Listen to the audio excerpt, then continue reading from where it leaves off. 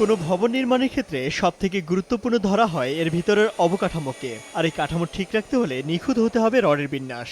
তাই সঠিক আকার অনুযায়ী রড কাটা এবং তার নির্দিষ্ট মাপ অনুযায়ী বাঁকাতে এখন থেকে ব্যবহার করা যাবে আধুনিক ও স্বয়ংক্রিয় মেশিন। অত্যাধুনিক এই মেশিন দিয়ে মাত্র কয়েক সেকেন্ডেই কাটা যাবে রড।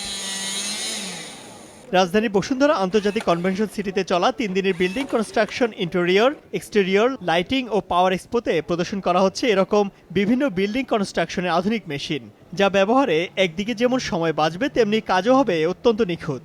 আমরা এখন যে ধরনের একটা মেশিন নিয়ে আসছি, এগুলো টাইং মেশিন, রড বাঁধার মেশিন। ছাদে যে রড বাঁধতে লাগে সেই ক্ষেত্রে এটা খুবই দ্রুততার সাথে পার ডে আপনার 10,000 থেকে 16,000 পর্যন্ত নট করা যাবে। বিল্ডিং তৈরির পরেই আসে তার সাজসজ্জার কাজ।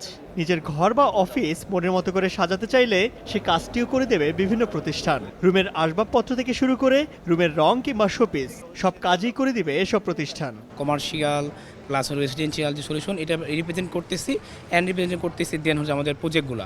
ফেয়ার উপলক্ষে আমরা একটা অফার নিয়ে আসছি, সেটা হলো আমাদের কাছ থেকে আপনাদের বাড়ি সাজিয়ে নেন, মানে ডিজাইনটা একদম ফ্রিতে।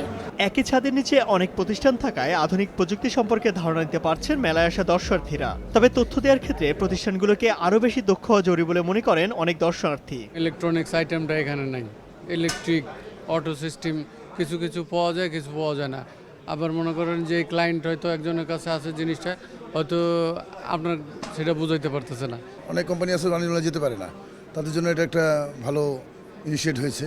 শনিবার পর্যন্ত চলা এই প্রদর্শনী দর্শনার্থীদের জন্য খোলা থাকছে সকাল 10টা থেকে সন্ধ্যা 7টা পর্যন্ত।